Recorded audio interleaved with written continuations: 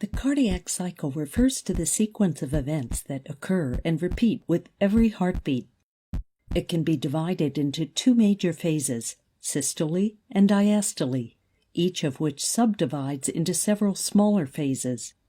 Systole and diastole, when not specified otherwise, refer to ventricular contraction and relaxation, respectively. Reminders: blood flows from higher to lower pressure. Contraction increases the pressure within a chamber, while relaxation lowers the pressure. AV valves open when atrial pressures are higher than ventricular pressures and close when the pressure gradient is reversed. Similarly, semilunar valves open when ventricular pressures are higher than aortic pulmonary pressures and close when the reverse is true. The cycle is initiated with the firing of the SA node that stimulates the atria to depolarize. This is represented by the P wave on the ECG. Atrial contraction starts shortly after the P wave begins and causes the pressure within the atria to increase, forcing blood into the ventricles.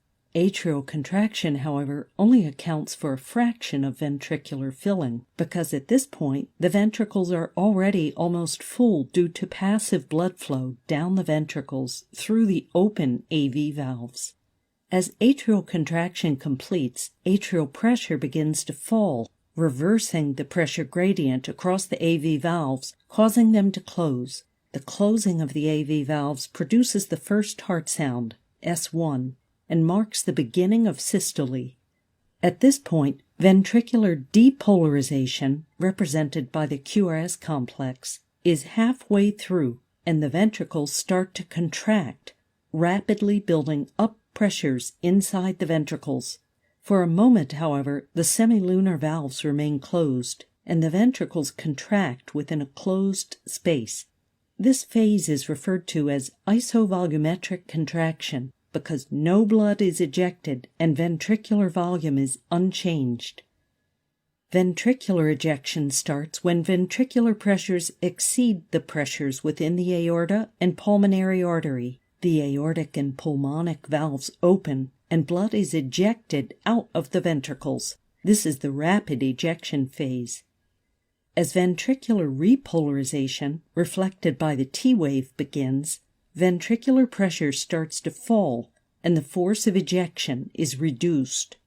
When ventricular pressures drop below aortic and pulmonary pressures, the semilunar valves close, marking the end of systole and beginning of diastole. Closure of semilunar valves produces the second heart sound, S2. The first part of diastole is, again, isovolumetric, as the ventricles relax with all valves closed. Ventricular pressure drops rapidly, but their volumes remain unchanged. Meanwhile, the atria are being filled with blood and atrial pressures rise slowly. Ventricular filling starts when ventricular pressures drop below atrial pressures, causing the AV valve to open, allowing blood to flow down the ventricles passively. The atria contract to finish the filling phase, and the cycle repeats itself.